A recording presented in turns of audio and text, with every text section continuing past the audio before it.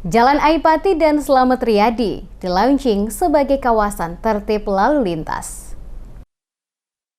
Kapolda Maluku Refdy Andri melakukan pemotongan pita tanda di launchingnya 2 ruas jalan utama di Kota Ambon yang dijadikan kawasan tertib berlalu lintas, masing-masing Jalan Slamet Riyadi dan Jalan Aipati Kota Ambon. 2 jalur jalan utama yang merupakan 2 kawasan jalur jalan percontohan tertib berlalu lintas, yakni Jalan Aipati dan ruas Jalan Slamet Riyadi Kota Ambon ini, yang ditetapkan berdasarkan Surat Keputusan atau SK Wali Kota Ambon nomor 13 tahun 2021.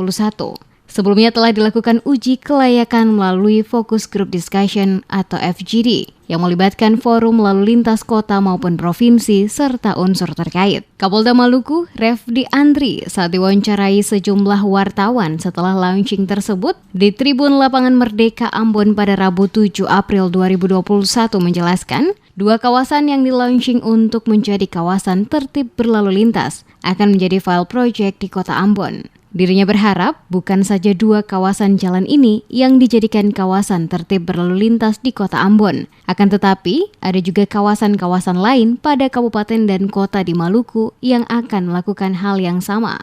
Dan mudah-mudahan 2 kawasan yang ditetapkan ini akan tetap terawasi sebagaimana mestinya dan betul-betul punya daya ungkit untuk keamanan, ketertiban, kelancaran, dan keselamatan lalu lintas di Kota Ambon. Saya menghimbau jangan sampai ini dimaknai bahwa kita hanya tertib pada ruas jalan ini saja. Tidak. Pada semua jalan kita harus tertib. Tadi saya sampaikan pada saat sambutan saya bahwa lalu lintas ini adalah urat nadi kehidupan. Bahwa lalu lintas ini adalah cermin budaya bangsa. Itu harus kita pegang betul sehingga apa yang kita lakukan pada hari ini punya daya ungkit untuk keamanan, ketertiban, kelancaran, dan keselamatan.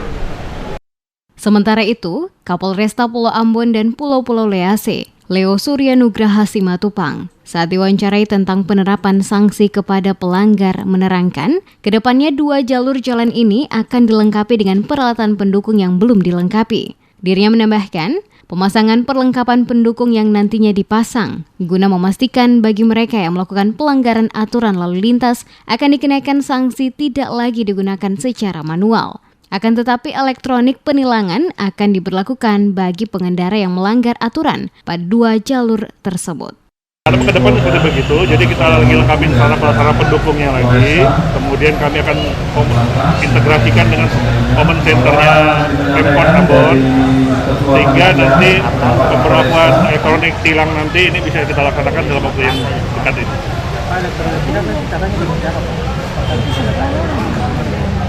Ya seperti yang sudah disampaikan dari Mabes Polri, sudah diarahkan kepada kita, nanti kita akan sesuaikan dulu infrastruktur yang ada di sini. Kemudian nanti apabila ditemukan pelanggaran, tentunya bukti pelanggaran beserta surat tilangnya akan kami kirimkan ke alamat yang dituju.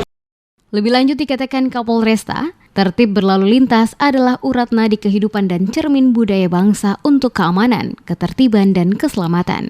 Olehnya itu diharapkan untuk semua masyarakat, terutama mereka yang para pengguna jalan, baik yang menggunakan kendaraan roda 2 maupun roda 4, untuk selalu menerapkan aturan saat dan selalu mematuhi rambu-rambu lalu lintas saat berkendara.